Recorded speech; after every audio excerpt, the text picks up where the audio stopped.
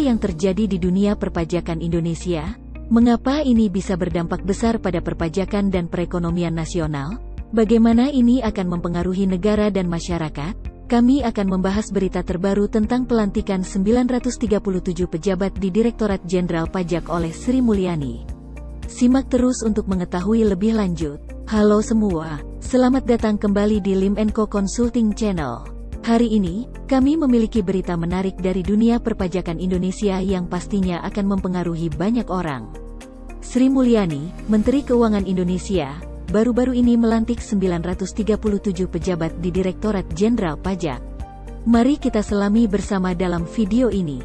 Saat Anda berlangganan, Anda tidak hanya mendukung kami, tetapi juga menjadi bagian dari perjalanan kami dalam menghadirkan konten yang lebih baik setiap hari. Sri Mulyani Indrawati, Menteri Keuangan, telah melakukan pelantikan terhadap 937 pejabat di sektor Kementerian Keuangan. Jumlahnya terdiri dari 1 pejabat eselon 1, 2 pejabat eselon 2, 356 pejabat eselon 3, 382 pejabat pemeriksa ahli madya, 194 pejabat eselon 4 pengawas, dan 2 pejabat di unit organisasi non-eselon.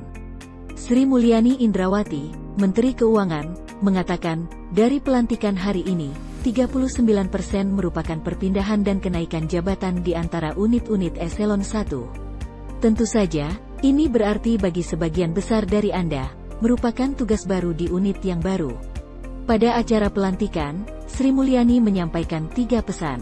Pertama, dia menegaskan bahwa keuangan negara dan pengelolanya akan terus menghadapi berbagai tantangan, baik yang berasal dari luar, termasuk geopolitik maupun yang berasal dari dalam negeri. Sri Mulyani menekankan bahwa peran keuangan negara sangat penting.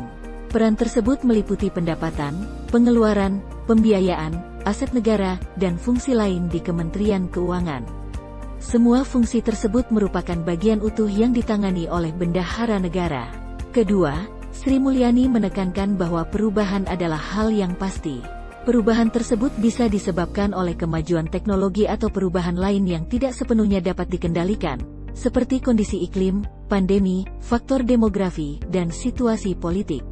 Sri Mulyani meminta kepada seluruh staf Kementerian Keuangan untuk tidak merasa cemas, takut, atau merasa tidak siap dalam menghadapi perubahan, karena perubahan akan selalu menjadi bagian dari perjalanan kita. Dia menekankan bahwa tim di Kementerian Keuangan harus terus belajar dan beradaptasi. Poin ketiga yang disampaikan adalah bahwa Kementerian Keuangan merupakan organisasi yang besar dengan tanggung jawab yang rumit. Tanggung jawab ini mencakup masalah keuangan negara, manajemen keuangan negara, akuntabilitas keuangan, dan regulasi lain yang mempertimbangkan pentingnya aspek keuangan negara. Sri Mulyani menyatakan, baik itu perpindahan, perputaran, maupun kenaikan jabatan, semuanya merupakan bagian dari kebutuhan organisasi. Tidak memungkinkan jika seseorang hanya bertahan di satu unit dan diharapkan menjadi solusi yang kuat bagi organisasi kita dalam menghadapi berbagai tantangan pembangunan. Di samping pelantikan pejabat di Kementerian Keuangan, juga terdapat tinjauan tentang pemberian insentif super tax deduction untuk aktivitas riset dan pengembangan atau litbang yang diharapkan akan berdampak positif pada perekonomian. Rotasi, kenaikan jabatan, dan perpindahan pegawai Kementerian Keuangan. Menteri Keuangan Sri Mulyani Indrawati menyatakan bahwa perpindahan, rotasi, dan kenaikan jabatan pegawai merupakan bagian dari proses pembelajaran. Perpindahan, kenaikan jabatan, dan rotasi juga bertujuan agar pegawai memiliki pemahaman yang lebih mendalam terhadap fungsi yang berbeda.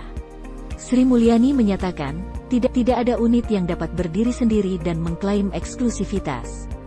Kita harus saling mendukung satu sama lain, menghormati perbedaan fungsi.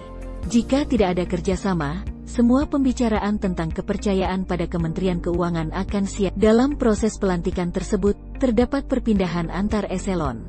Sebagai contoh, terdapat pejabat dari Direktorat Jenderal Bea dan Cukai atau DJBC, Direktorat Jenderal Perbendaharaan atau DJPB, dan Direktorat Jenderal Kekayaan Negara atau DJKN yang dilantik sebagai kepala seksi di berbagai kantor pelayanan pajak atau KPP, Direktorat Jenderal Pajak atau DJP.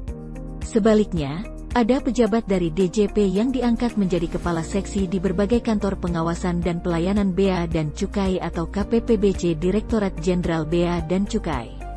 Insentif pengurangan pajak super.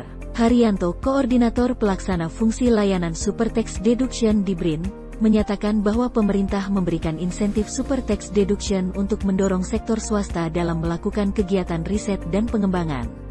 Kontribusi ekonomi dari aktivitas litbang di Indonesia juga diharapkan akan meningkat. Dia menyatakan bahwa langkah ini akan secara tidak langsung mendorong peningkatan aktivitas riset dan pengembangan serta mendukung pertumbuhan ekonomi secara keseluruhan. Haryanto menyatakan bahwa dalam jangka panjang, pemberian insentif super tax deduction juga akan mengubah kebiasaan sektor industri yang biasanya mengimpor mesin dan peralatan. Dengan kemampuan untuk memproduksi mesin dan peralatan di dalam negeri, diharapkan bahwa industri akan beralih ke produk lokal atau setidaknya meningkatkan tingkat komponen dalam negeri. Perimbangan perdagangan.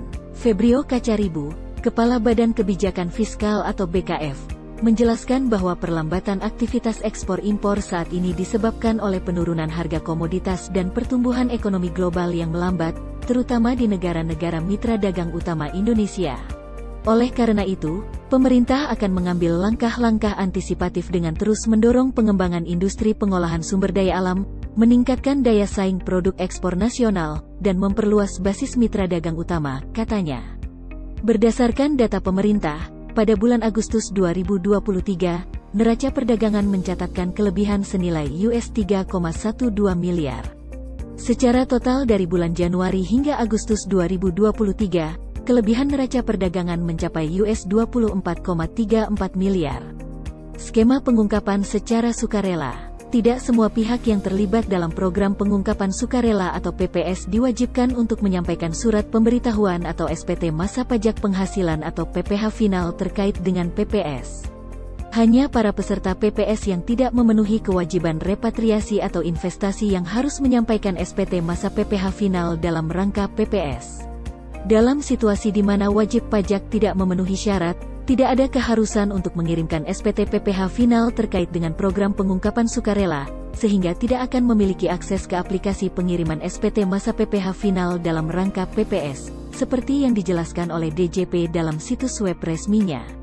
Demikianlah kabar terbaru tentang pelantikan 937 pejabat di Direktorat Jenderal Pajak yang dilakukan oleh Sri Mulyani. Langkah ini menunjukkan upaya serius pemerintah dalam meningkatkan pengawasan perpajakan. Dengan adanya ratusan pemeriksa pajak madya yang baru, diharapkan dapat memperkuat sistem perpajakan secara keseluruhan. Mengetahui betapa pentingnya peran pajak dan akuntansi dalam membangun fondasi yang kuat untuk pertumbuhan ekonomi yang berkelanjutan adalah kunci kesuksesan bagi setiap individu atau bisnis. Berita terbaru tentang pelantikan pejabat pajak oleh Sri Mulyani memberikan gambaran jelas akan pentingnya pemahaman yang mendalam tentang peraturan perpajakan. Jangan ragu untuk menghubungi Lim & Co Consulting dan jadwalkan konsultasi untuk mendapatkan panduan terbaik dalam mengelola pajak dan akuntansi Anda, agar Anda dapat fokus pada pertumbuhan bisnis Anda.